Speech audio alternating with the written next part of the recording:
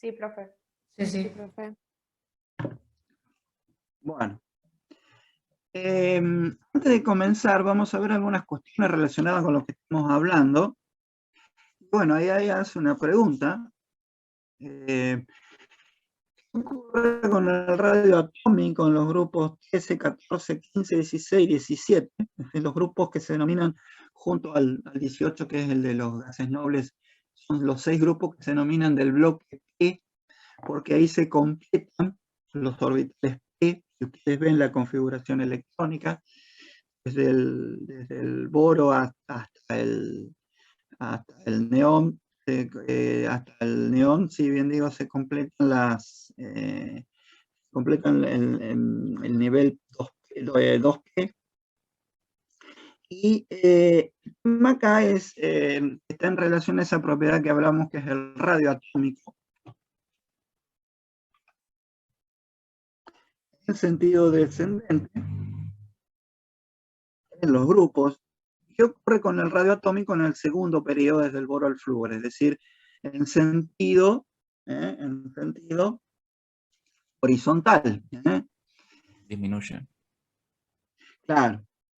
Y hacia abajo, ¿qué es lo que ocurre? Aumenta. Aumenta. O sea, se hace más grande. Hacia abajo va aumentando.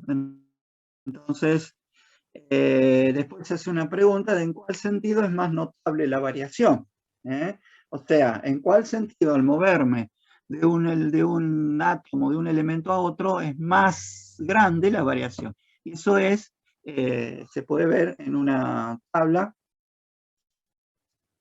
como esta, de radios atómicos. Los radios, siempre que se habla de un radio atómico, de un radio iónico, nunca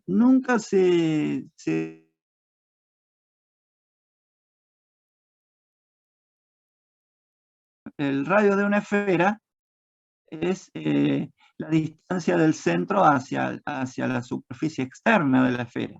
En este caso no se define así.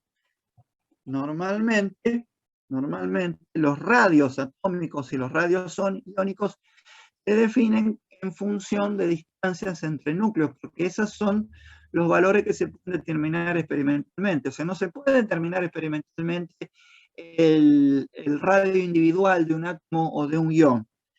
Se determinan, por ejemplo, si tenemos dos átomos en contacto o dos átomos unidos mediante un enlace covalente, dos átomos vecinos unidos de una cierta manera, yo puedo, si esos dos átomos son átomos iguales, por ejemplo, en una molécula diatómica,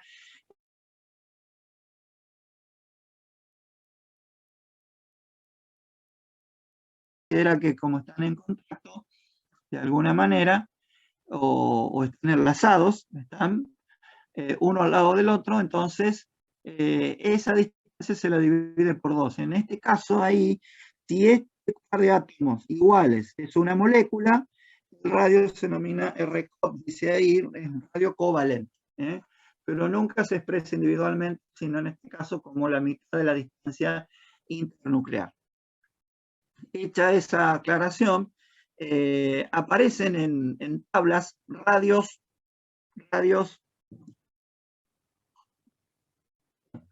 expresados numéricamente, y valores numéricos para los radios, para los tamaños de los átomos o de los iones, incluso en la propia tabla periódica aparece. Y esos radios se expresan, bueno, en este caso dice PM, PM es picómetros. El picómetro es una unidad muy pequeña, que es igual a 10 a la menos 12 metros. El nanómetro es 10 a la menos 9. Hay otra unidad que ustedes la van a encontrar que es el Armstrong, 10 a la menos 10 metros, y el picómetro es 10 a la menos 2. Entonces, expresado en esa unidad, aparecen esos valores. Entonces, observamos, por ejemplo, que en la línea que va en el segundo periodo, el boro, vemos, como decían ustedes, una disminución del radio atómico. Eso se debe a que cuando nos movemos en ese sentido, el núcleo tiene cada vez más protones, entonces ejerce un efecto de atracción cada vez mayor sobre la nube electrónica y el tamaño del átomo es cada vez más pequeño, llegando al flúor con un tamaño muy pequeño. Pero si nos movemos hacia abajo, tiene que aumentar el tamaño. ¿Por qué? Porque aumenta de una manera muy notable el número de protones y el número de electrones, por lo tanto. En sentido horizontal vamos aumentando de a un protón y de a un electrón. En sentido vertical vamos aumentando de a varios protones y electrones y por lo tanto forzosamente el átomo tiene que ser cada vez más grande cuando nos movemos hacia abajo.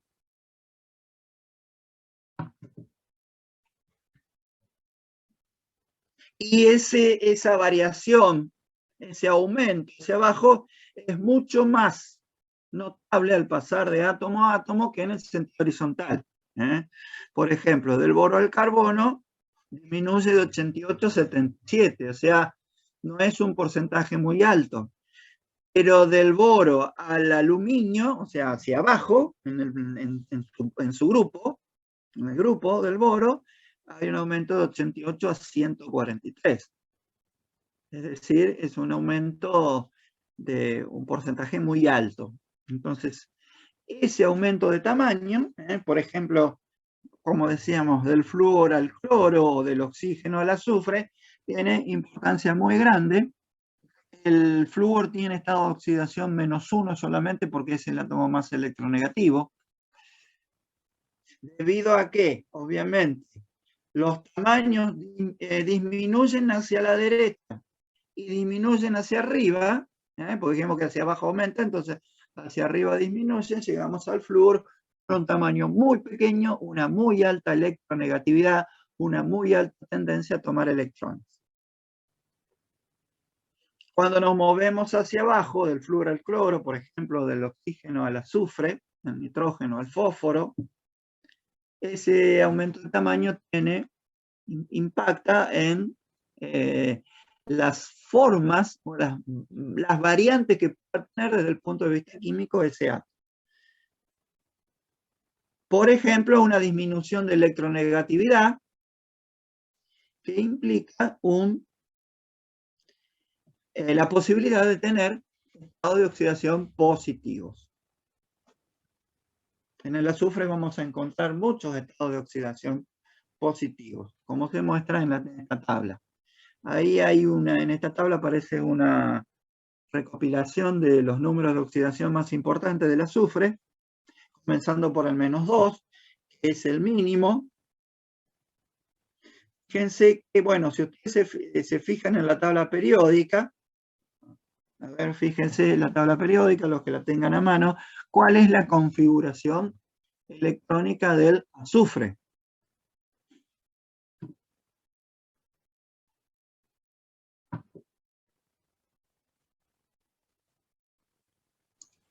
S2P4. En su nivel de valencia, S2P4. El azufre es un elemento ¿de qué periodo?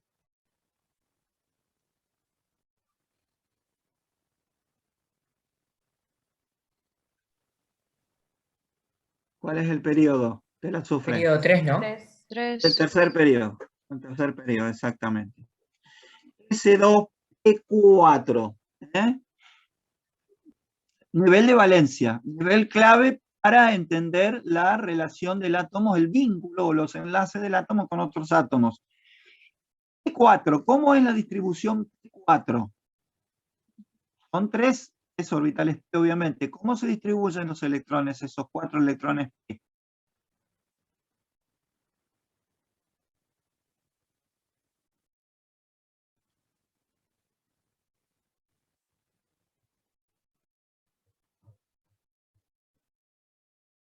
¿Cómo se distribuyen? 4 electrones en 3 orbitales P. 2, 1, 1, 2, 2, 0, 2 apareados y después 2 solos en cada orbital, ¿puede ser? Exactamente, 2, 1, 1. ¿Qué regla aplicamos ahí? Lo de La de máxima constitución. multiplicidad. Sí, de máxima multiplicidad, o regla de Hund, queremos darle un nombre. Quiere decir que tiene 2 electrones desapareados. Estos 2 electrones desapareados implica que, por ejemplo, para formar el anión monoatómico, completar el octeto, porque tiene 6 electrones, obviamente, le faltan 2. ¿Dónde van a parar esos 2 electrones que formaría el anión sulfuro, por ejemplo, el anión monoatómico? 2 electrones tomados van a parar a completar, a parearse con esos electrones P. Eso significa que esa es la máxima capacidad que tiene. Por eso ese estado de oxidación, menos 2, es el mínimo que puede tener, porque son 2 electrones los que puede tomar. Y de esa manera, esa estado de oxidación se va a dar muy claramente en el anión monoatómico y también en las especies relacionadas con ese anión monoatómico, porque ese anión sulfuro puede estar protonado con un hidrógeno para dar hidrógeno sulfuro o 2 hidrógenos para dar la molécula de sulfuro de hidrógeno. En esas 3 especies el azufre es menos 2. Y ese azufre menos 2 de esas especies o cualquier azufre menos 2 se simboliza en forma general con el número romano,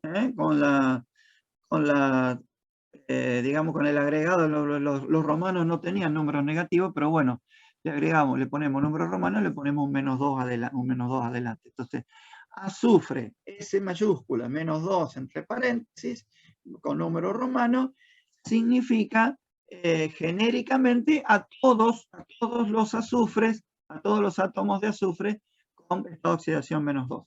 Y así podemos tener, por ejemplo, un estado de oxidación menos 1, que nosotros prácticamente no vamos a ver, pero lo mencionamos, porque ese estado de oxidación menos 1 del azufre en una molécula como esta, hace acordar a qué compuesto del oxígeno, análogo a ese. El peróxido. El agua oxigenada. Exacto. El agua oxigenada, peróxido de hidrógeno. Si reemplazamos la S mayúscula por la O mayúscula, el símbolo del oxígeno, tenemos el agua oxigenada, donde sabemos ya clásicamente que el estado de oxidación del oxígeno es menos 1. De todos modos, eso lo mencionamos a esa sustancia solamente por eso. Y luego, bueno, tenemos el estado de oxidación 0, que típicamente se da en las sustancias elementales. La sustancia elemental más importante del azufre es el azufre octoatómico, es decir, es la sustancia elemental estable del azufre, porque hay otras variantes de combinaciones de átomos de azufre en determinados contextos, en determinadas condiciones, pero a temperatura ambiente, en condiciones ambientales normales, el azufre se presenta como octoazufre, o sea, azufre 0. Y después tenemos estado de oxidación más 2, representado por el anión tiosulfato, y 2 estados muy importantes, tal vez los más difundidos y los más importantes del azufre, que son el más 4 y el más 6. El más 6 es el máximo, porque implica justamente que sus 6 electrones, los 6 electrones que tiene el átomo de azufre, están compartidos con un átomo, o con átomos más o menos electrones.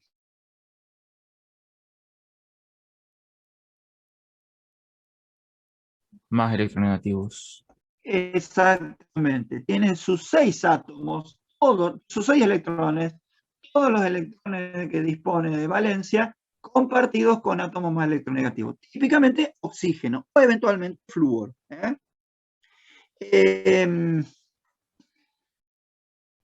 Por lo tanto, está compartiendo sus 6 electrones con otro átomo más electronegativo, y por lo tanto ese es el número de oxidación máximo. Es todo lo que tiene, como electrones de valencia. En esos 2 grupos de más 4 y más 6 encontramos a sustancias y especies sumamente importantes, como dióxido de azufre, por ejemplo, el azufre 4, los oxoaniones, hidrógeno sulfito y sulfito, que son oxoaniones de azufre 4 también, y el tetrafluoruro de azufre también, para mencionar otro compuesto de azufre no oxigenado. En todos ellos el azufre es 4, por eso genéricamente lo denominamos azufre 4. Normalmente si decimos azufre 4, normalmente se sobreentiende las especies oxigenadas. Entonces, azufre 4, que puede ser un azufre 4, o dióxido, o hidrógeno sulfito, o sulfito por lo general. Y al pasar al azufre más 6, encontramos el dióxido de azufre como óxido, y el ácido sulfúrico, que es tal vez la sustancia más importante, al menos desde el punto de vista de obtención industrial, es la sustancia química que se obtiene en mayor cantidad a nivel anual, y los correspondientes oxoaniones, hidrógeno sulfato, y también se da como ejemplo una especie de flúor, que es el hexafluoruro de azufre. Todas esas especies corresponden a azufre 6, o dicho de otra manera, el azufre en todas esas especies es más 6. Entonces, acá, ¿qué es lo que vemos? Vemos una importante cantidad de sustancia de azufre con estado de oxidación positivo. Y eso se debe a, en estos casos típicos, está combinado con átomos más electronegativos, como son oxígeno y flúor. La menor electronegatividad del azufre está muy relacionada con el tamaño del átomo de azufre, que es más grande que el átomo de oxígeno. El grupo es el grupo 16, en la denominación de la tabla periódica con números, es el grupo 16. Ese número de grupo, 13, 14, 15, 16, 17, 18, tiene una relación con el número de electrones de valencia. Fíjense que es el número de electrones de valencia más 10. En el caso del boro, que tiene 3, es 3 más 10, grupo 13. Y así, para esos grupos de elementos. La sustancia elemental es el octoazufre. Se presenta en forma cuando se presenta en forma cristalina, son cristales de color amarillo.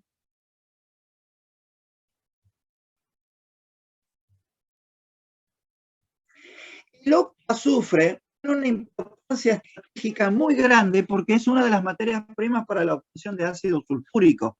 El ácido sulfúrico, como decíamos recién, contiene grandes cantidades de toneladas a nivel mundial anualmente, y una de las materias primas es el octoazufre o dióxido de azufre.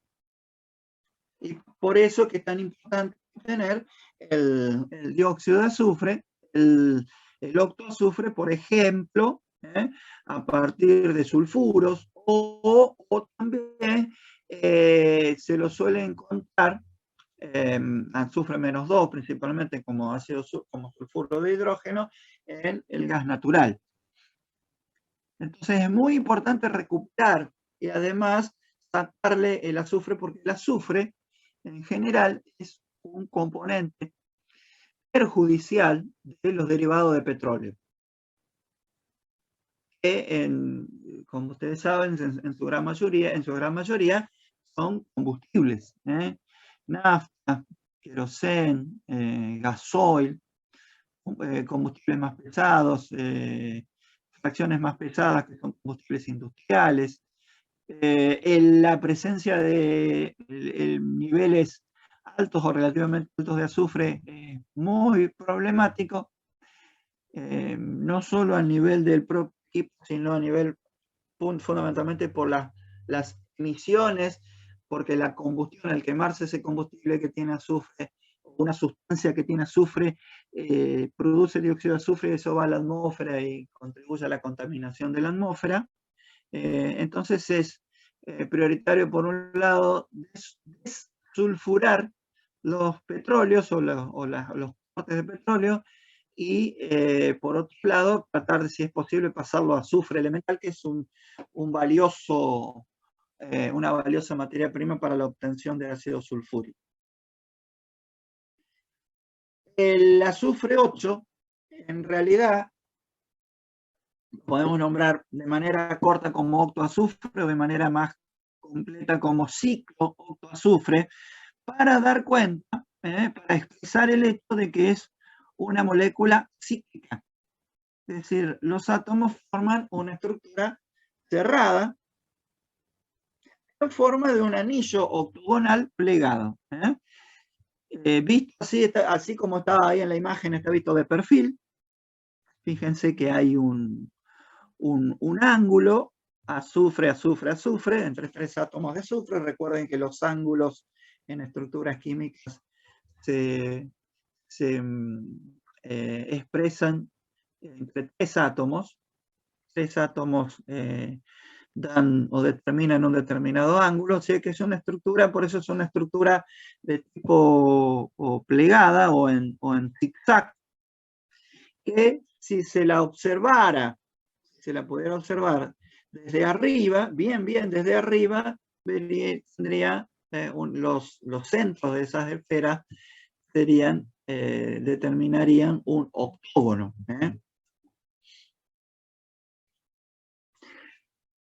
Se presenta típicamente en 2 variedades cristalinas, es decir, cuando decimos 2 variedades cristalinas, estamos haciendo referencia a 2 variedades, 2 formas en que estas moléculas se ordenan tridimensionalmente para dar la sustancia y por lo tanto producen cristales de distintas formas, es decir, cristales macroscópicos de distintas formas, azufre rómbico y azufre monoclínico. O sea, ¿serían 2 formas alotrópicas? Se pueden considerar como 2 formas alotrópicas, aunque es un tipo especial de alotropía. Ahora vemos algo de eso. Bueno, está puesto acá. En general, cuando una misma sustancia, principalmente, por ejemplo, en la sustancia elemental, se presenta en distintas variedades cristalinas, la misma sustancia, pero en distintas variantes, se habla de polimorfismo. Y acá en particular es un tipo especial de alotropía, porque estamos hablando de distintas variedades de una sustancia elemental que se denomina enantiotropía. Más allá no nos vamos a meter tanto en los detalles porque no tiene mucho sentido, pero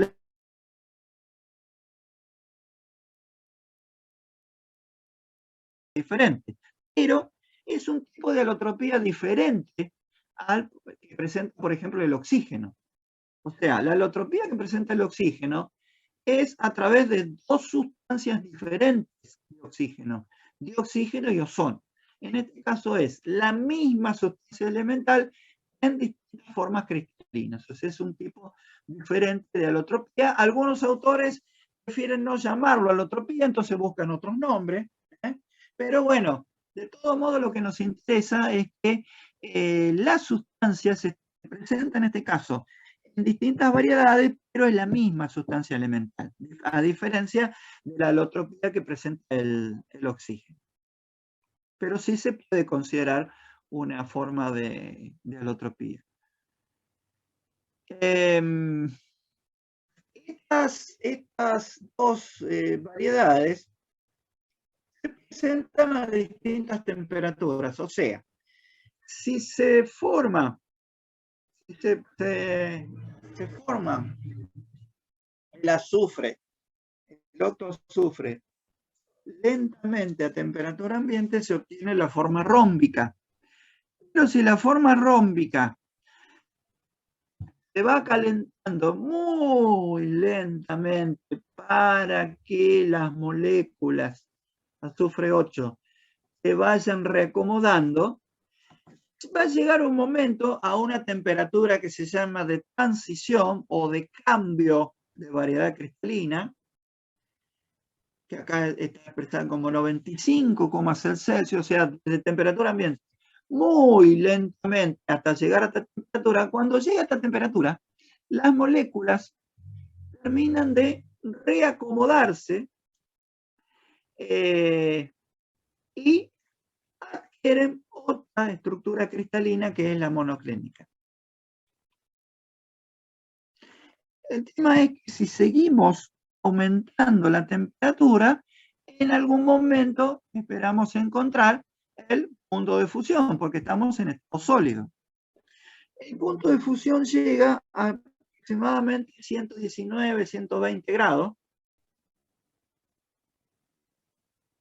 ¿Y qué significa? Bueno, punto de fusión significa la transición a estado líquido.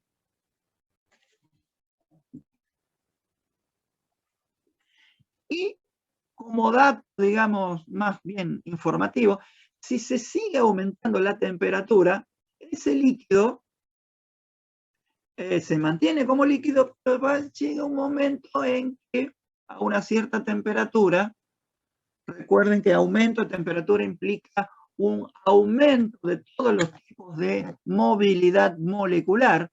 Eso implica choques entre las moléculas cada vez más fuertes, y en un determinado momento se empiezan a romper esos anillitos. Esos anillos octoatómicos se empiezan a romper, y al romperse pueden formarse fragmentos que se combinan entre ellos, entonces ya dejamos de tener moléculas octoatómicas. Eso va a implicar un cambio de propiedades. Entonces, concretamente, si calentamos, en principio bien lentamente, el azufre 8 rómbico a temperatura ambiente a 95,6 grados se transforma completamente en monoclínico. Luego a 120 grados el monoclínico pasa a líquido, y a temperaturas mayores se va degradando, esa estructura se va rompiendo y va pasando a dar otras estructuras con diferentes propiedades. Imagínense que al romperse los anillos se pueden ir combinando los fragmentos, entonces la estructura cambia.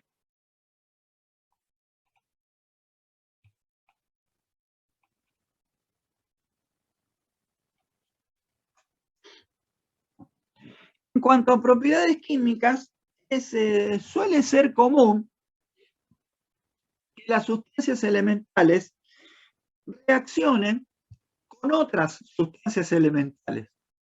Lo vimos ya, por ejemplo, en el caso del dihidrógeno con el dioxígeno, que de paso lo estudiamos como caso de que si no están dadas las condiciones, o sea, a temperatura ambiente no reaccionan, pero si se favorece la cinética sí reaccionan. Entonces suele ser bastante común que en determinadas condiciones distintas sustancias elementales reaccionen entre sí.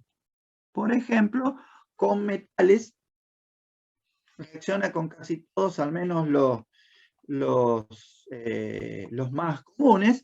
Por ejemplo, el hierro, fíjense, reacciona entre dos sustancias elementales para dar el correspondiente compuesto, en este caso sulfuro de hierro 2, y ahí aparece una pregunta, dice, ¿cuándo se necesita temperatura alta? O dicho de otra manera, ¿por qué, por ejemplo, en este caso se necesita temperatura alta?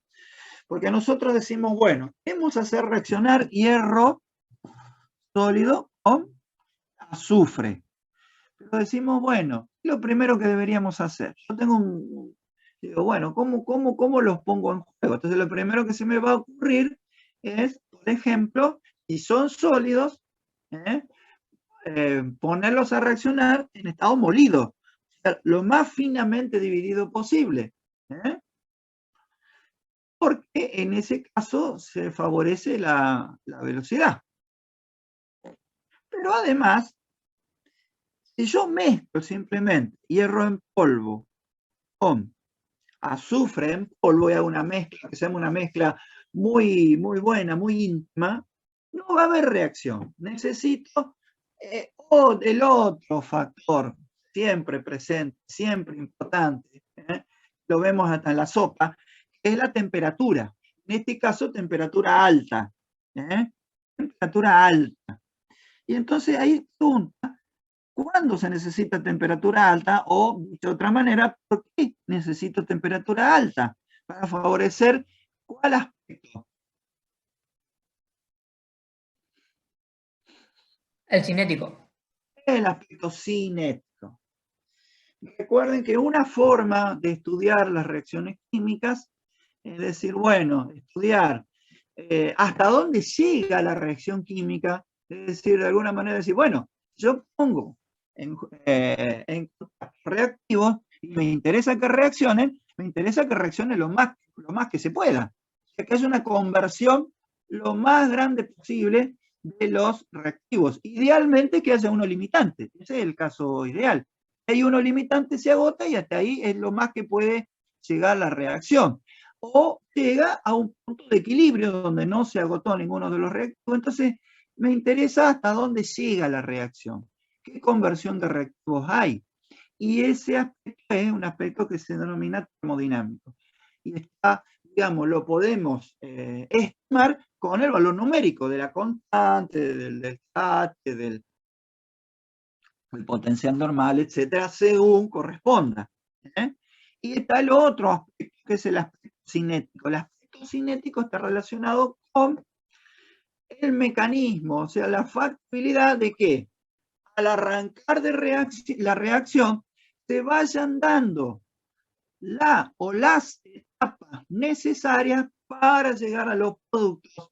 Y eso obviamente es un proceso que tiene una cierta velocidad.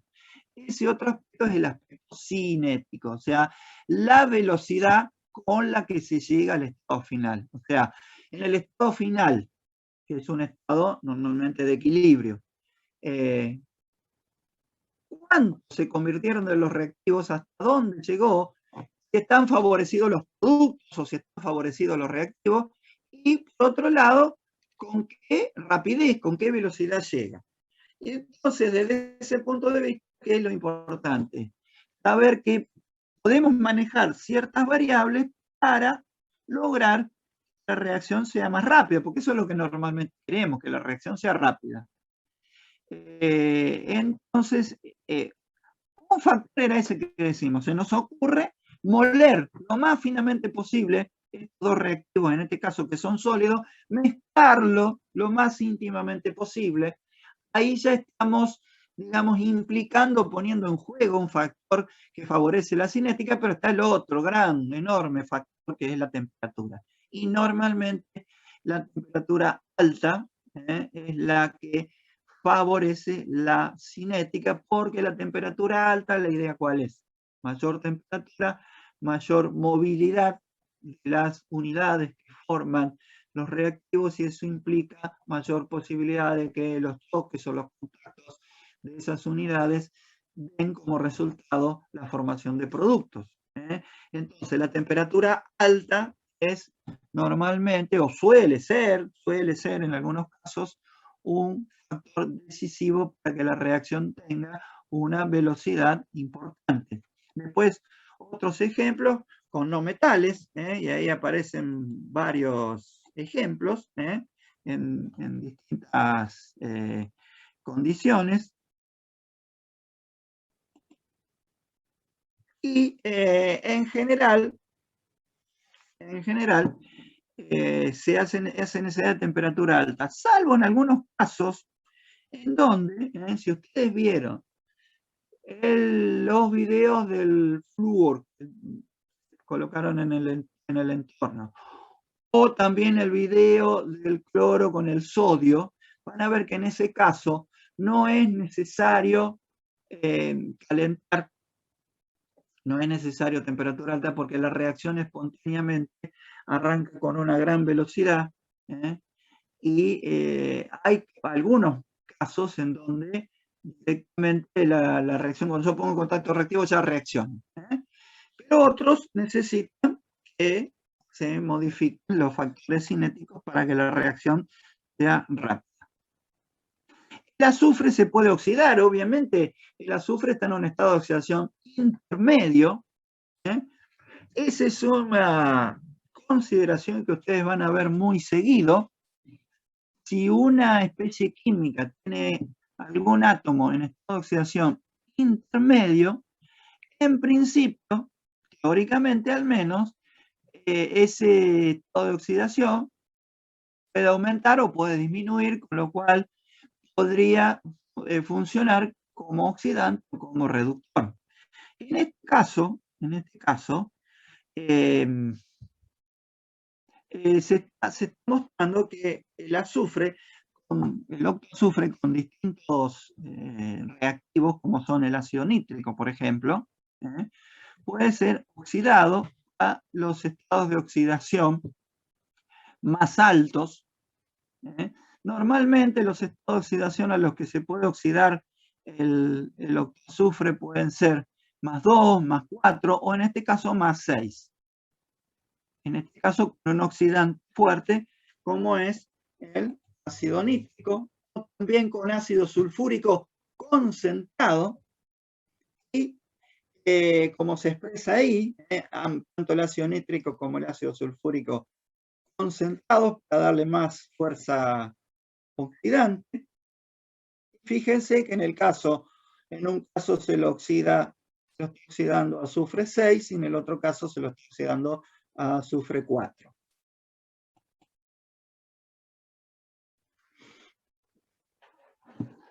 Viendo ahora los compuestos del azufre que habíamos mencionado, por ejemplo, habíamos hablado del azufre en estado de oxidación -2, como sulfuro de hidrógeno. Suele estar presente en el petróleo, como es gaseoso, normalmente está en la fase gaseosa que acompaña al petróleo, que normalmente se aprovecha como gas natural.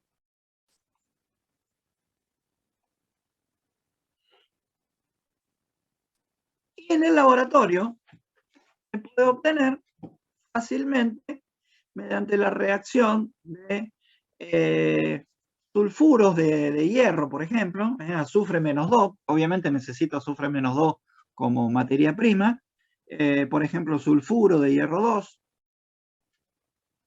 y con ácido clorhídrico, con el protón, el sulfuro se protona y genera sulfuro de hidrógeno. Acá pregunta, por ejemplo, cuáles son los roles. Ahí vemos claramente que la parte azufre, que la podemos señalar como un sitio del sulfuro de hierro, se ha protonado al pasar dando sulfuro de hidrógeno. Por lo tanto, ese sulfuro ha actuado como un sitio de qué tipo. Si se protona, es un sitio ácido o básico. Básico de Bronsted. Exacto, es un sitio básico. Como está tomando protones, corresponde al marco o a lo que dice Bronsted. Bronsted dice que una base es un aceptor protónico. Entonces, en este caso, claramente vemos, comparando que lo tenemos como sulfuro en reactivo y después lo tenemos protonado, claramente capta protones del ácido clorhídrico. Quiere decir que a eso lo denominamos un sitio. ¿Por qué un sitio? Porque es una parte del sulfuro de hierro 2. La parte azufre -2, el sulfuro de hierro 2, es un sitio básico que claramente lo identificamos como Bronsted, pero no hay que olvidarse que las bases Bronsted también son bases Lewis. ¿Por qué? Porque si yo digo, bueno, ¿por qué lo veo como Bronsted? Porque capta protón. ¿Y por qué lo puedo ver como Lewis? Porque para captar el protón tiene que poner en juego un par libre. ¿Se dan cuenta? Yo lo enfoco desde esos dos puntos de vista. Como captador de protones, sitio básico Bronsted. Y como proveedor de un par libre para enlazar el protón, lo veo como un sitio básico Lewis. ¿Entiende eso?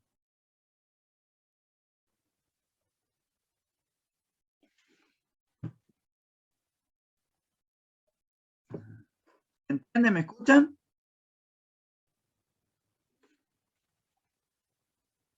Sí, Sí, sí, profe, sí. se escucha. Bien. ¿Se entiende eso de por qué ese sitio básico es Bromted y el Lewis también? Sí. Igualmente es lo que le pasa a la mayoría de los sitios ácidos. Básicos en este caso. Básicos, perdón. Sí, sí, por eso les decía, los sitios básicos Bromted normalmente son básicos Lewis por la forma en que tienen que enlazar al protón, ¿eh? Tienen que disponer de un par libre, por lo menos en este caso, 2 pares libres. Ahí ustedes pueden interpretar lo que pasa. Acá pueden hacer mirando la ecuación pueden hacer una interpretación. Yo miro izquierda y a derecha, izquierda y a derecha, izquierda y a derecha, qué es lo que pasó, y saco esa conclusión. O simplemente puedo hacer una predicción. Si a mí me dijeran, no me dijeran que la ecuación es esa, pero me dijeran que va a reaccionar sulfuro de hierro 2 con ácido clorhídrico, yo puedo predecir lo que va a ocurrir. Y eso es lo que, digamos, normalmente vamos haciendo. Le decimos lo que puede ocurrir o interpretamos lo que ocurrió.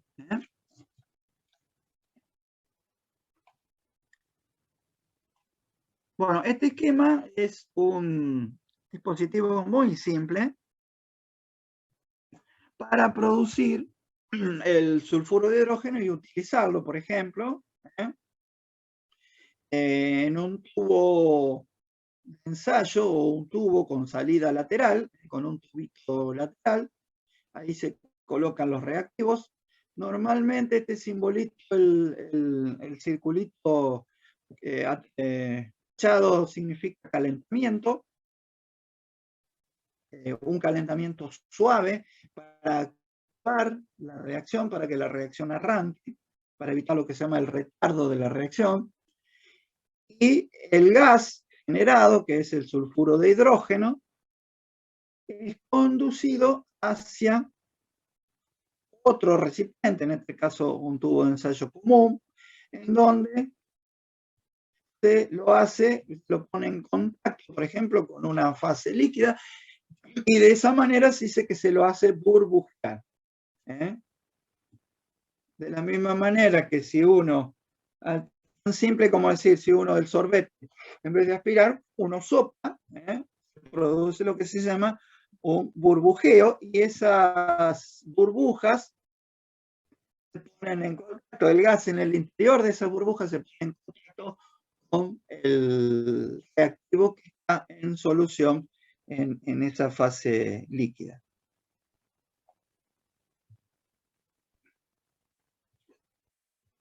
Es un gas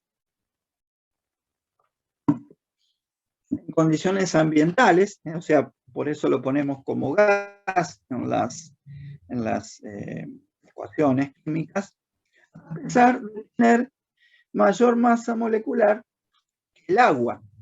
Es decir, ustedes vieron en química general que principalmente para las sustancias moleculares, suponiendo en principio sustancias moleculares extremas, es decir, sustancias moleculares no polares, ¿cuál es la fuerza intermolecular que se puede considerar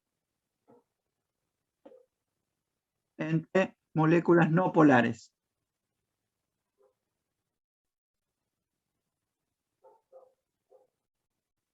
¿Cuál de las fuerzas intermoleculares?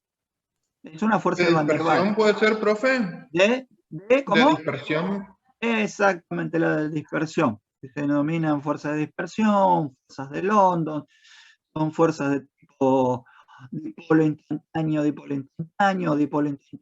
inducido, y son las que pueden explicar la atracción entre moléculas no polares. Y en general, esa fuerza de London depende del tamaño de la molécula, o sea, de la masa de la molécula. Es decir, que a mayor tamaño de la molécula, más superficie de contacto, mayor cantidad de electrones, mayor superficie de contacto, y por lo tanto más grande es esa fuerza. Es decir, que aún en sustancias no polares o incluso las polares, esa fuerza de London actúa. Quiere decir que si es la única que actúa, es importante que al aumentar el tamaño, aumente la fuerza de London. Y eso también es válido en menor medida para las moléculas polares. Lo que pasa es que en las moléculas polares la atracción dipolo-dipolo es mucho más fuerte. Por eso dice acá que el sulfuro de hidrógeno, a pesar de tener mayor masa molecular que el agua, es un gas, mientras que el agua, obviamente, sabemos que es líquida en condiciones ambientales. Lo que sucede es que en el agua existe una fuerza intermolecular muy especial, que se llama como Puente de hidrógeno. puente de hidrógeno o enlace de hidrógeno, que es una fuerza intermolecular de mayor magnitud que una dipolo-dipolo común, más débil que un enlace covalente, pero es una fuerza muy especial que normalmente después de un cierto tiempo se la empezó a estudiar aparte de las Van der Waals, y esa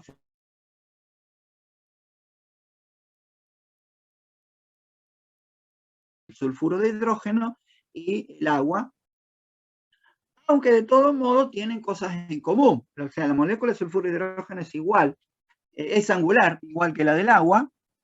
Hay preguntas si es mayor o menor el ángulo que la del agua. El ángulo es menor.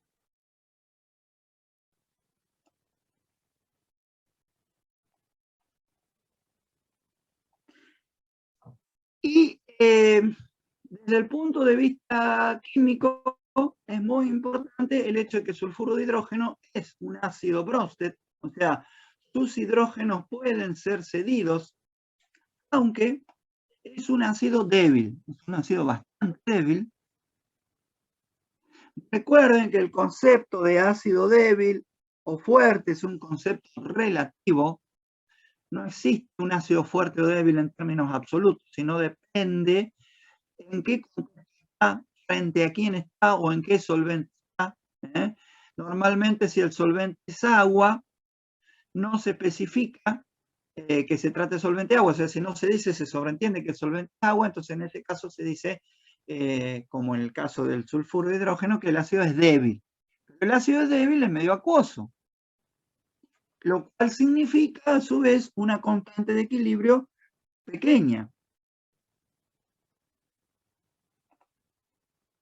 Y también ahí pregunta, bueno, ¿cómo sería la segunda disociación? Porque en realidad los dos protones pueden ser cedidos.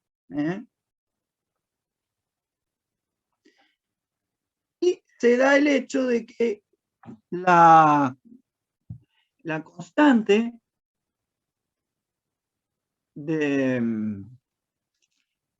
si en el caso de un ácido politótico, es decir, un ácido que puede ceder más de un protón, las constantes sucesivas, es decir, primera sesión de protón, segunda sesión de protón, etcétera, son cada vez más pequeñas. Entonces ahí lo que pregunta es, bueno, ¿cómo sería la ecuación de la segunda disociación?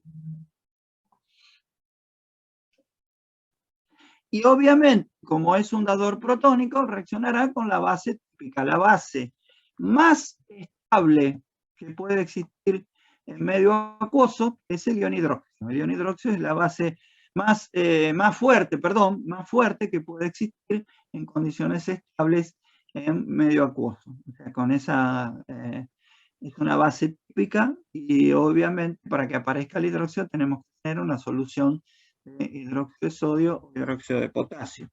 Esa base es una base muy fuerte que puede desprotonar al sulfuro de hidrógeno o incluso al hidrógeno sulfuro. O sea, puede extraer, estando en suficiente exceso, en suficiente cantidad, en relación al sulfhídrico, puede extraer los dos protones. El sulfuro de hidrógeno también se suele denominar ácido sulfhídrico. En realidad la denominación ácido sulfídrico vale también para el gas, porque hay una tradición que viene de mucho tiempo, incluso todavía se sigue considerando, de que se llama, por ejemplo, cloruro de hidrógeno en estado gaseoso, en estado puro, y ácido clorhídrico en solución. O sulfuro de hidrógeno cuando está puro y ácido sulfídrico cuando está en solución. Eso en realidad hay que dejarlo de lado un poco porque en realidad la conducta ácida del sulfuro de hidrógeno o del cloruro de hidrógeno, fluoruro de hidrógeno, etcétera, también se puede manifestar en un medio no acuoso. Entonces, no es ácido sulfídrico solamente en medio acuoso, puede ser ácido sulfídrico, ácido clorhídrico, ácido fluorhídrico, aún en condiciones no acuosas, de acuerdo a el modelo Bronsted-Lowry. Porque el modelo Bronsted-Lowry no especifica si tiene que ser en medio acuoso, como si lo especificaba el viejo modelo, el primer modelo que fue el de Arrhenius. Para Bronsted no es imprescindible que la conducta ácido-base se manifieste en medio ácido. Puede manifestarse la toma o cesión de protones, de hidrogeniones, en distintos medios. Por eso se puede denominar al sulfuro de hidrógeno como ácido sulfídrico de manera intercambiable en cualquier situación en la que esté. Otra propiedad típica del sulfuro de hidrógeno son las reacciones de precipitación. Es decir, el sulfuro de hidrógeno es un agente precipitante.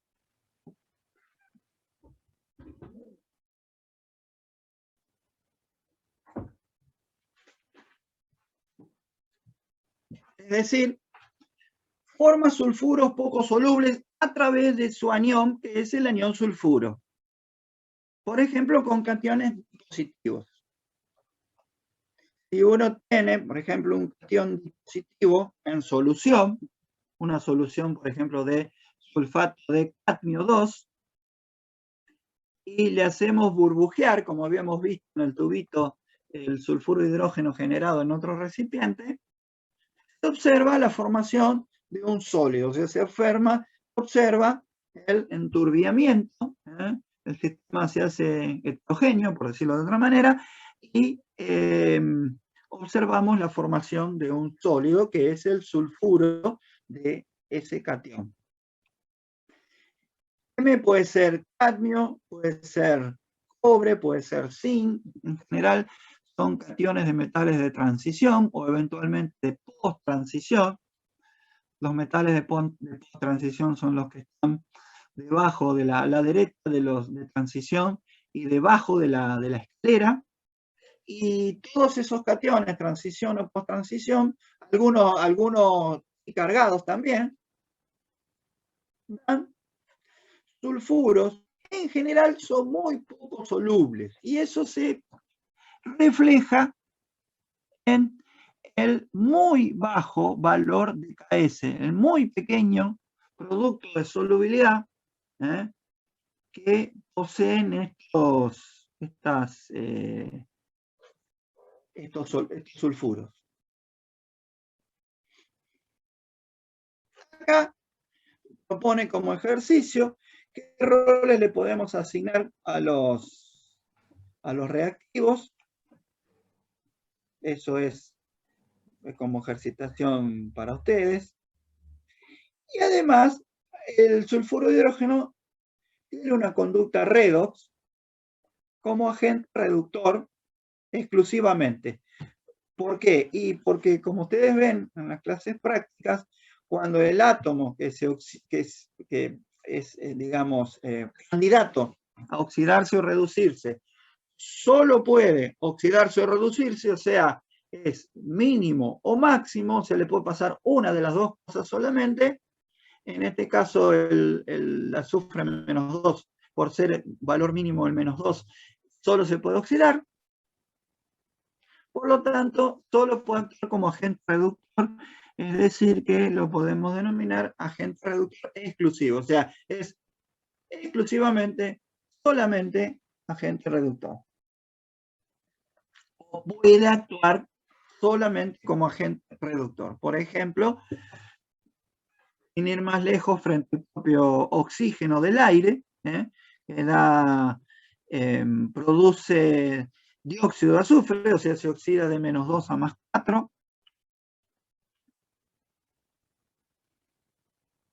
¿Eso se da espontáneamente a la largo del sol? No, las reacciones, esta reacción es una reacción similar a la de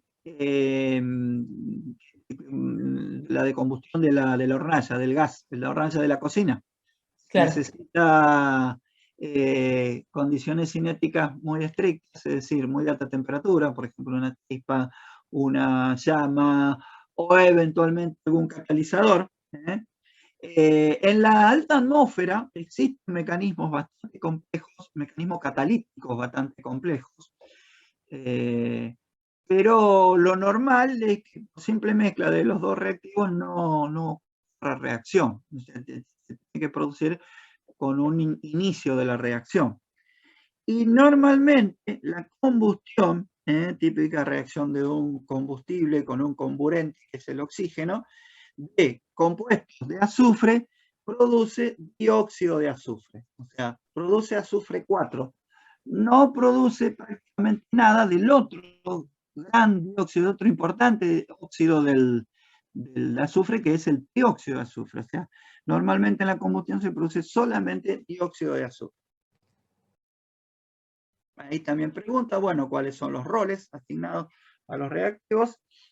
Y otra reacción típica del sulfuro hidrógeno actuando como reductor es frente a hierro 3, lo reduce, se observa claramente la reducción de hierro 3 a hierro 2, y el sulfuro de hidrógeno se oxida a octoazufre. Si no se aclara nada, y el sulfuro de hidrógeno actúa como reductor, en medio acuoso, si no se especifica nada, no hay ninguna información adicional, ese es el par típico del sulfuro de hidrógeno. Sulfuro de hidrógeno a octoazufre, el par de oxidación, o la semi-reacción de oxidación. Y ahí está marcado el 1/8, el hecho de que conviene utilizar coeficientes fraccionarios, en el caso del octoazufre, para no tener que usar, porque si no multiplicamos por 8, da coeficientes estequiométricos sumamente grandes. Entonces conviene utilizar coeficientes estequiométricos fraccionarios para el octoazufre. Acá hay otra reacción con ácido sulfúrico. Los sulfuros metálicos son menos iónicos que los correspondientes óxidos, son muy poco solubles en el caso de metales de transición o post-transición. Eso se refleja, como dijimos, en el valor de KS sumamente pequeño. Y la mayoría presenta un carácter covalente. El enlace entre el sulfuro y el catión tiene cierto grado de covalencia. En algunos casos esa covalencia es bastante marcada y es predominante. Típicamente los más iónicos y solubles en agua son los del grupo 1, principalmente, y del grupo 2, el grupo 2, bueno, en menor medida, principalmente los del grupo 1. Entonces cuando se disuelve, por ejemplo, sulfuro de sodio, se libera el anión sulfuro, y el anión sulfuro sufre hidrólisis. Es decir, una reacción con agua que implica una protonación parcial de ese anión. ¿Por qué? Porque las especies hidrógeno-sulfuro y sulfuro de hidrógeno, como vimos antes, son ácidos débiles. El hidrógeno sulfuro es más débil todavía que el propio sulfuro de hidrógeno. Al ser especies ácidas débiles en medio acuoso, el anión conjugado, la base conjugada, por ejemplo sulfuro, tiende a hidrolizar, tiende en parte a protonarse para dar la especie ácida débil. Bueno, ahí pregunta el valor de K, como lo calculen como ejercitación. ¿Eso va a pasar siempre? ¿O? ¿Siempre se va a hidrolizar el año sulfuro? Sí, medio acuoso. Sí. Porque la especie de hidrógeno sulfuro es muy débil. Algo muy similar le ocurre al anión óxido. Pero el óxido reacciona con el agua. Si bien el sulfuro con agua, una constante pequeña, una constante baja, si ustedes la calculan van a ver que es un valor bajo, el óxido con agua da una reacción completamente favorable a productos. Es decir, una reacción que si ponemos agua en exceso, todo el óxido se consume como reactivo limitante, pues es una reacción completamente favorable a productos. Y esa es la diferencia justamente. Por eso está marcado con una doble flecha en un caso y una sola flecha en el otro. Después hay otro ejemplo acá, hay otros ejemplos del azufre con flúor que los habíamos mencionado, como por ejemplo el tetrafluoruro de azufre y el hexafluoruro de azufre y otros. Son ejemplos donde el número de pares de electrones de valencia del elemento central, en este caso azufre, excede a 4, o sea, excede al octeto. O sea, pregunta cómo se denomina esta situación.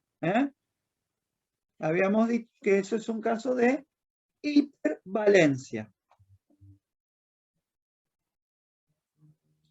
Estos ejemplos los mencionamos más que nada desde ese punto de vista, no tanto con las propiedades que tengan y una cuestión, digamos, muy específica, sino algunas cuestiones estructurales, como por ejemplo el azufre, como buen elemento del tercer periodo hacia abajo, puede participar de ciertas sustancias, de ciertas estructuras químicas, con más de 4 pares, típicamente 6. O 5 podría ser eventualmente. Por ejemplo, el tetrafluoruro de azufre. Y acá dice, cuidado con el uso de la fórmula. ¿Por qué? Porque el tetrafluoruro de azufre, si nosotros vemos solamente la fórmula, vemos que tiene la misma fórmula del tetrafluoruro de carbono. Carbono flúor 4. Y el tetrafluoruro de carbono es un típico caso de geometría tetraédrica. Pero, ¿eso qué significa? Podemos tentarnos y decir, el tetrafluoruro de azufre también es tetraédrico. Y le vamos a meter la pata de una manera importante. ¿Por qué? Porque en realidad el azufre tiene un par libre, entonces ahí está un tetraedro. Ya no puede ser tetraedro porque tiene 5 pares, entonces la geometría no es tetraédrica. Acá hay dos esquemas de la geometría. Esa sería la moraleja. Cuidado con el uso que le demos a las fórmulas, es decir, cuidado con sobreutilizarlas, es decir, utilizarlas más allá de lo que realmente me pueden informar.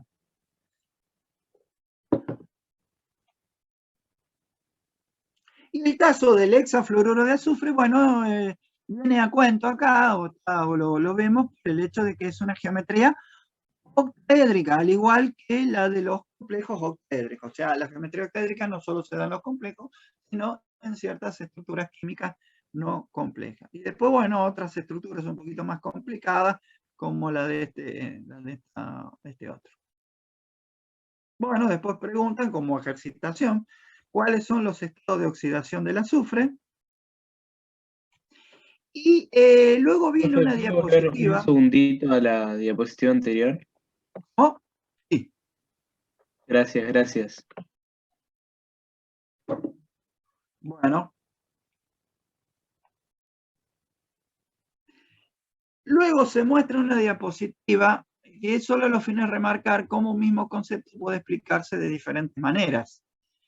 es una de las cosas típicas que siempre remarcamos, ¿eh? Como por ejemplo hay distintas teorías de enlace, teoría de enlace de valencia, teoría del orbital molecular, está complejo, teoría de campo cristalino, teoría de orbitales moleculares, teoría de campo ligando, cómo puede haber distintas formas de ver lo mismo, ¿eh?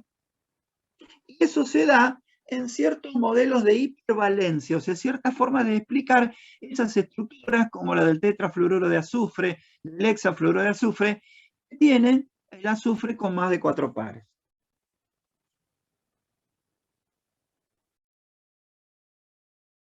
Una forma es una estructura con 6 enlaces simples y se puede hacer uso de conceptos de hibridación, que en este caso es SP3 de 2. O sea, además de las hibridaciones SP, SP2 y SP3 que vieron en química general, puede haber otras que también involucran orbitales D.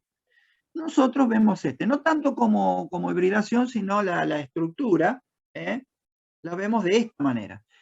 Pero hay otras formas de verlo, en donde se proponen varias estructuras de resonancia con 2 flúor como fluoruro sin enlazar y los otros 4 flúor sí enlazados covalentemente. Y en ese caso, no se usa la hipervalencia, o sea, no es un modelo de hipervalencia, porque en realidad en ese caso las estructuras verifican el octeto. Esta es bastante más rebuscada, nosotros nos arreglamos con esta otra.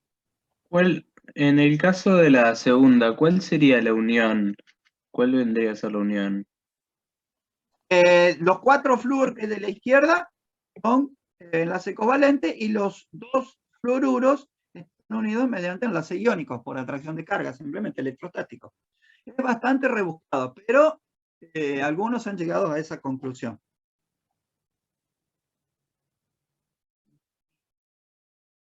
Bueno, yendo a los óxidos, los dos más comunes son el dióxido y el tróxido. Se suele obtener en la industria a partir de octoazufre o sulfuros, y en el laboratorio a partir de sulfitos o hidrógenos sulfitos. Es un gas tóxico, más que nada es asfixiante, irritante, tiene una molécula de estructura de Lewis angular, y con agua produce medio ácido, pero evidentemente no es un ácido de Bronsted, sino que en realidad tiene una acidez parecida a la del dióxido de carbono, que ya vimos en la parte de hidrógeno y oxígeno, y el hidrogenión que se produce realmente proviene del agua. Después pregunta, bueno, una segunda disociación del anión hidrógeno sulfito, ¿y cuál sería la conducta ácido-base del dióxido de azufre? Evidentemente no es Bronsted, o sea, aparecen hidrogeniones, pero no porque el dióxido de azufre sea ácido Bronsted. La solución acuosa se denomina agua sulfurosa, la solución acuosa de dióxido de azufre, y con bases también reacciona para dar sulfito o eventualmente hidrógeno sulfito también, y puede oxidarse con oxígeno, puede transformarse en el trióxido de azufre y en presencia de un catalizador que es pentóxido de vanadio, y esa es una etapa clave en la obtención de ácido sulfúrico.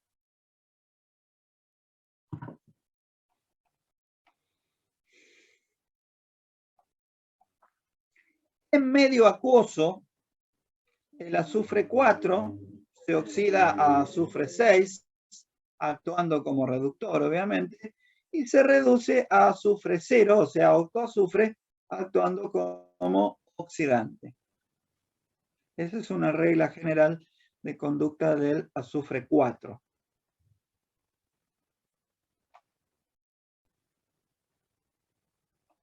Por otro lado, el trióxido de azufre, como vimos, se puede obtener a partir del dióxido.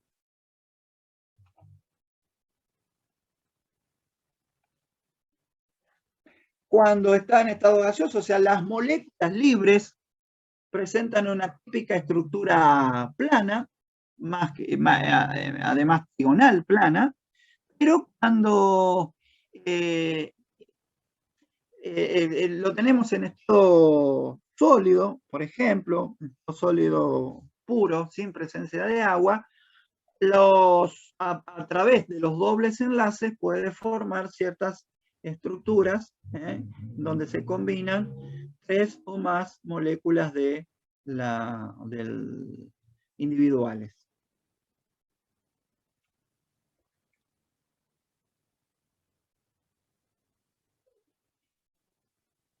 Con agua, el trióxido de azufre da típicamente el ácido sulfúrico.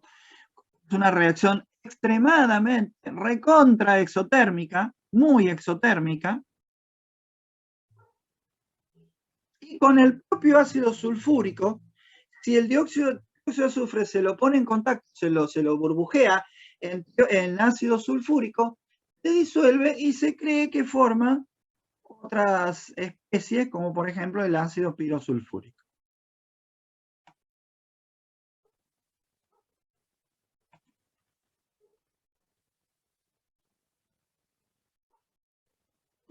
Vimos cuando vimos oxígeno que los ciertos óxidos, como los óxidos de azufre, de carbono, por ejemplo, son óxidos ácidos y pueden reaccionar con óxidos básicos. En este caso, dióxido de azufre reacciona con óxido de calcio y da el correspondiente aducto, que en este caso es sulfato de calcio. Y acá, bueno, pregunta como ejercitación la conducta del trióxido de azufre.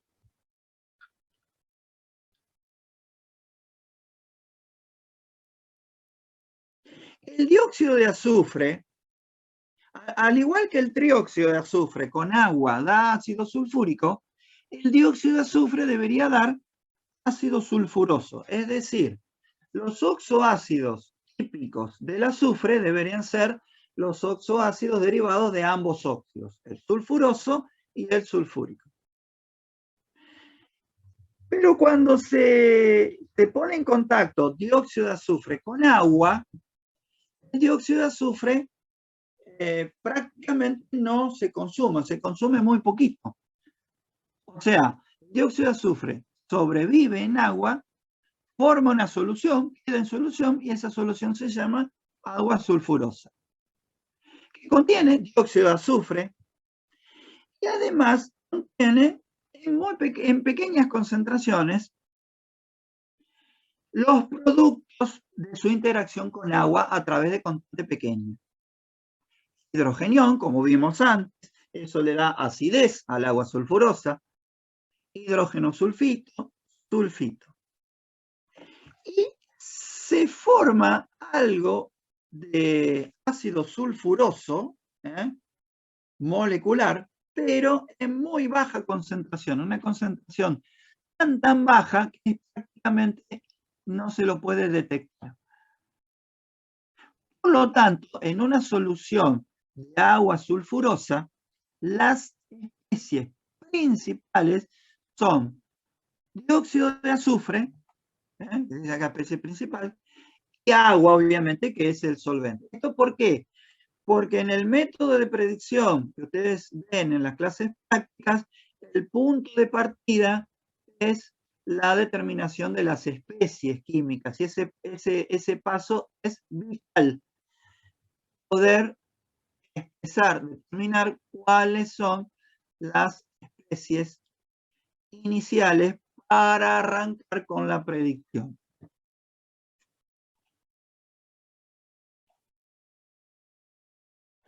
Y el ácido sulfuroso, entonces, prácticamente no aparece en una solución del dióxido de azufre, y menos se lo puede obtener como puro, mucho menos todavía, ni siquiera aparece en solución, pero sí pueden obtenerse los sulfitos sólidos, por ejemplo, sulfito de sodio, sulfito de potasio, metales alcalinos. O sea, las sales correspondientes sí, pero no el propio oxoácido. El anión sulfito tiene una estructura piramidal, como se muestra ahí, la estructura, esa es una estructura de Lewis complementada con geometría. Esta es una fórmula estructural, sería una Lewis estructural, porque estrictamente las estructuras de Lewis puras no manifiestan, no muestran estructura, pero acá hace una pregunta: ¿cuál molécula presenta una estructura similar? Esa disposición similar de tipo piramidal con un par libre en la parte superior. Los sulfitos son reductores, o sea, el azufre es más 4, es un azufre con número de oxidación intermedio.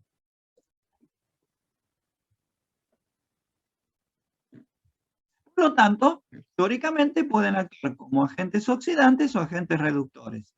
La conducta más típica es la de agente reductor, oxidándose.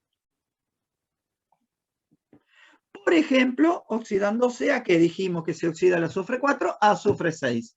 En este caso, el sulfito se puede oxidar lentamente a sulfato por efecto del oxígeno, que acá aparece como oxígeno dis. Es un oxígeno que se va incorporando desde el aire, se disuelve en la solución de sulfito y lentamente lo va transformando en sulfato. Por eso que las soluciones viejas de sulfito, las soluciones de mucho tiempo de sulfito, normalmente tienen bastante sulfato y normalmente se descartan.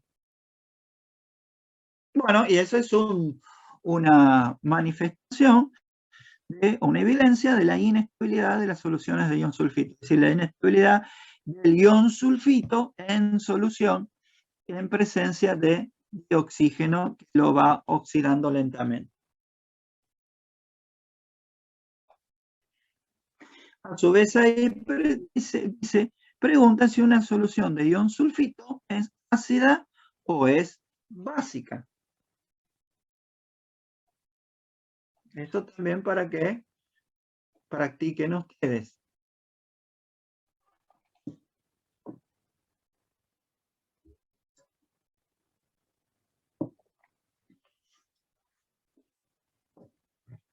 Conceptualmente es un ejemplo similar al sulfuro. Bueno, el otro oxoácido, que es por lejos la sustancia más importante de azufre y una de las sustancias químicas más importantes de todas, el ácido sulfúrico es el oxoácido del azufre, que tiene azufre en esta oxidación más 6, como vimos.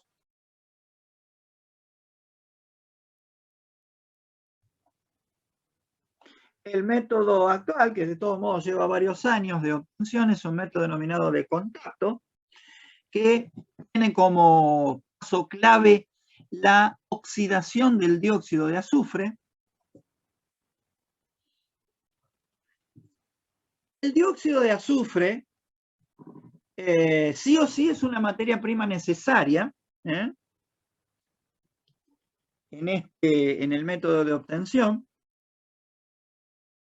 Se lo oxida a trióxido a una temperatura considerable para que se favorezca la cinética, pero sí o sí es necesario la presencia de catalizador. El catalizador comercial típico es el pentóxido de vanadio, o sea, óxido de vanadio 5. Es el catalizador óptimo que se ha encontrado para esta reacción. O sea, el hecho de encontrar un catalizador para una reacción lleva muchísimo trabajo hasta que se da en la técnica con el catalizador adecuado. En este caso es un catalizador comercial, estándar, pentóxido de vanadio. Es una reacción bastante exotérmica, como se observa a partir de un delta H negativo. El dióxido de azufre puede provenir de combustión de octoazufre, por eso decíamos que el octoazufre puede ser importante para la obtención de sulfúrico, o sea, la reacción de octoazufre con oxígeno, de lo que el azufre líquido se lo quema como si fuera un combustible líquido, o bien puede provenir de oxidación de sulfuros, por ejemplo, sulfuro de zinc, se lo oxida también con aire, con oxígeno del aire, se produce dióxido de azufre. El dióxido de azufre puede venir de sulfuros o de octoazufre, en ambos casos oxidándolos con oxígeno del aire.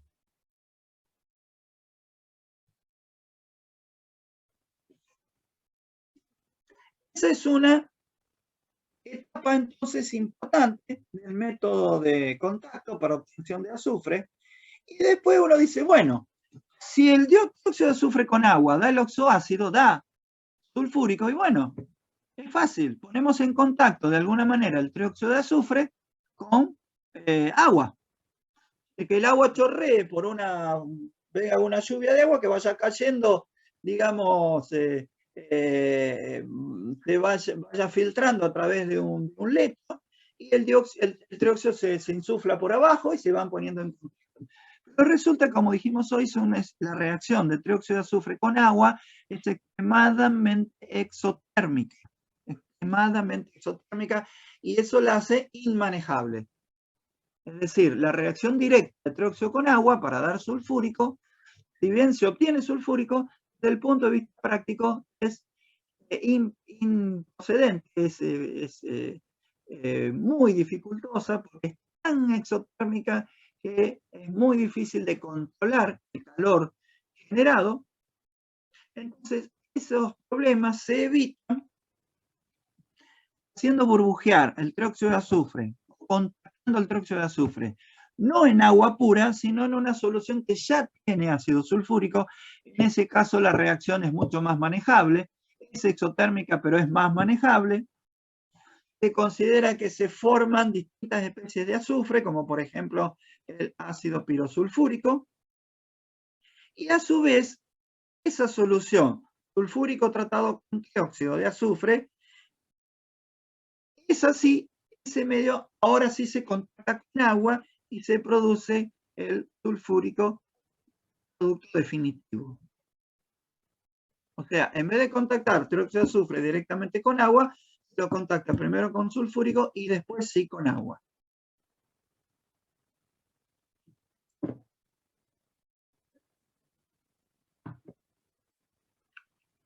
Todo esto puede parecer simple, pero la planta en sí, el equipamiento de la planta, el desarrollo de la planta es bastante complicado. Pero nosotros no nos metemos con demasiados detalles tecnológicos, sino que vemos lo que nos compete desde el punto de vista químico, lo que nos interesa desde el punto de vista químico. Es un líquido muy viscoso, es decir, tiene una capacidad de fluir menor que la del agua, un punto de ebullición bastante alto y una densidad bastante grande. Ese punto de ebullición alto está relacionado con la estructura y el hecho de la formación de enlaces de hidrógeno, de puentes hidrógeno. ¿Por qué? Por la presencia de grupos oxo e hidroxo, que es como en el caso del agua, por ejemplo, la combinación oxígeno-hidrógeno permite la formación de puentes de hidrógeno. Acá en este caso también podemos tener puentes de hidrógeno, y eso hace que la fuerza de cohesión sea muy alta y a su vez impacta en un elevado punto de ebullición. Recuerden que los puntos de ebullición están muy íntimamente relacionados con la fuerza de cohesión intermolecular.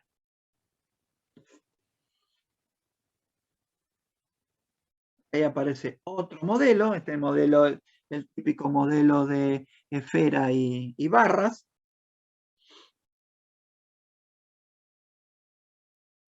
Acá pregunta la geometría, pero es bastante evidente la geometría que posee. otro modelo más, en este caso es el modelo compacto que se llama, o sea, sin barritas, representan los enlaces. Este modelo acá es un poquito más realista, se aproxima más a lo que sería la molécula real, si pudiéramos verla. El modelo con barritas tiene la ventaja de que se observa mejor la disposición de los átomos. Y obviamente ya en su nombre lleva una impronta de su característica principal, que es la de ser ácido. Profe, solamente para confirmar, ¿la geometría es tetraédrica? Exactamente, sí. Geometría tetraédrica. Exactamente, sí. Ya, se puede observar por el dibujo cómo está dibujado. Bien. Es un ácido diprótico, o sea, es un ácido que posee dos hidrógenos cedibles como protones. La primera disociación siempre es mucho más extensa que la segunda, en este caso, y con la característica de que es casi total, o sea, es de un 90 y pico % para arriba. Nosotros la consideramos directamente como total. Por eso el ácido sulfúrico es uno de los ácidos fuertes. Como la trilogía de ácido fuerte, clorhídrico, nítrico, sulfúrico, consideramos como ácido fuerte a través de la primera disociación, y la segunda también es bastante importante. Aproximadamente un 10% de los hidrógenos sulfatos formados se desprotonan,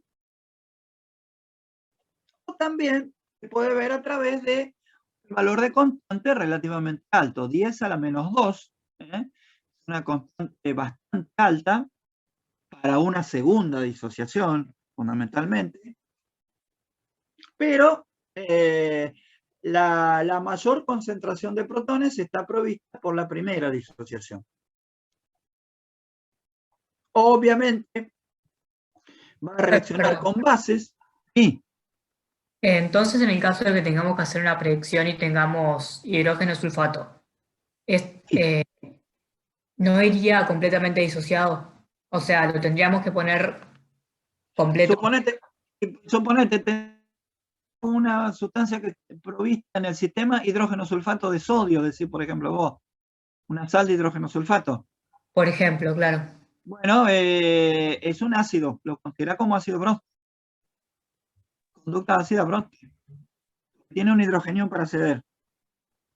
Genial. Pero no volvería a formar el ácido sulfúrico, ¿no? ¿Cómo? No volvería a formar el ácido sulfúrico, ¿no?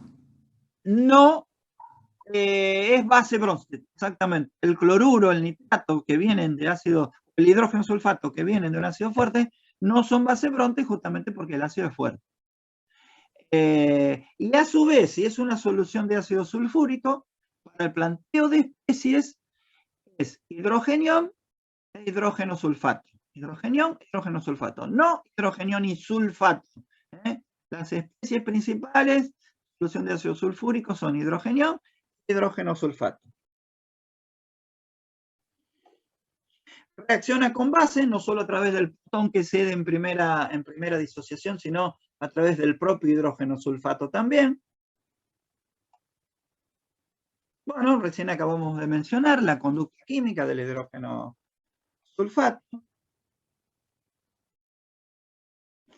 Tiene una característica muy importante. El ácido sulfúrico se consigue comercialmente casi puro, es una concentración típica 98-97%, es decir, tiene un 2-3% apenas de agua, o sea que es ácido casi puro. Y ese ácido, incluso a concentraciones un poquito más bajas, un poquito más diluido también, es un fuerte deshidratante, es decir, un fuerte absorbedor de agua, es muy ávido por el agua, se usa para secar gases, por ejemplo, si yo paso un gas que no reaccione, obviamente, un gas que tiene humedad, tiene vapor de agua, el gas sale seco, porque la humedad se la absorbe el ácido sulfúrico. y en contactos con carbohidratos, por ejemplo, los degrada. Hay una experiencia, bueno, que ustedes van a mencionar en la clase práctica, que es el contacto de ácido sulfúrico comercial, o sea, el 98, con azúcar. Y el ácido sulfúrico produce una absorción de agua hasta que se degrada hasta carbón elemental. O sea, queda carbonizado. Eso, bueno, eso lo van a ver después. Es menos oxidante que el ácido nítrico que vamos a mencionar después, que es un oxidante típico.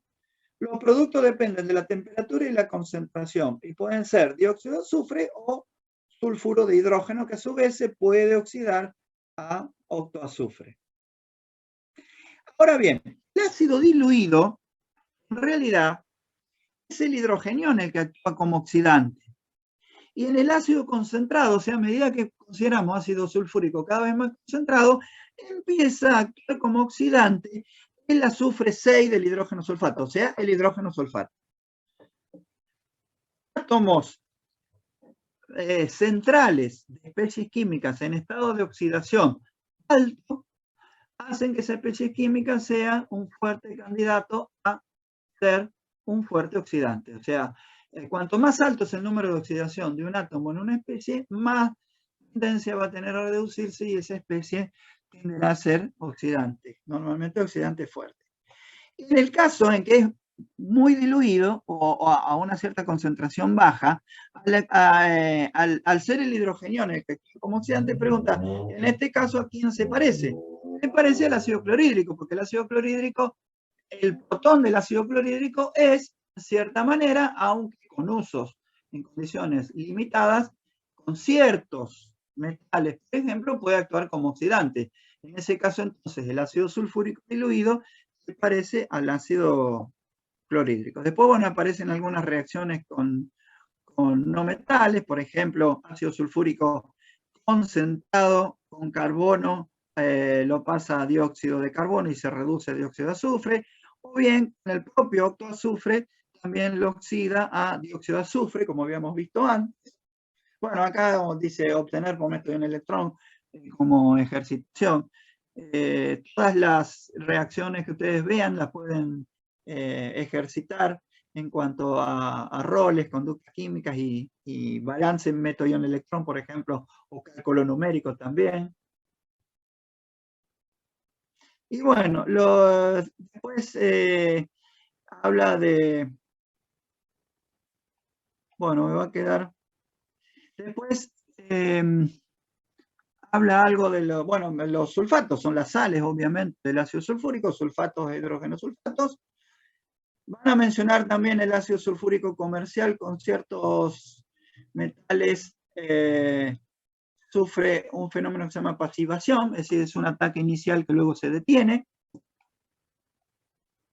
Después, bueno, va a quedar un poquito pendiente, pero eso lo ven en clase práctica.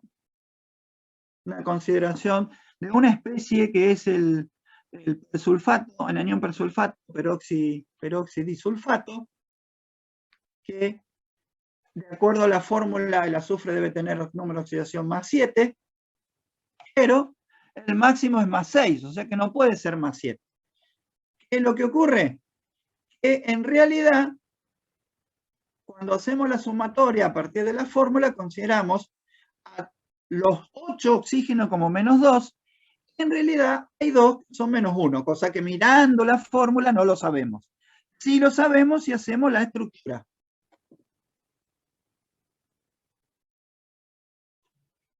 En la estructura tenemos uniones oxígeno-oxígeno, es decir, 2 oxígenos unidos entre sí, y acá pregunta en qué molécula o en qué tipo de compuestos existe esta unión. Es lo que se denomina un puente peróxido. Se da por ejemplo, en el agua oxigenada, o en el anión peróxido o en el hidroperóxido. Bueno, creo que ahí terminó.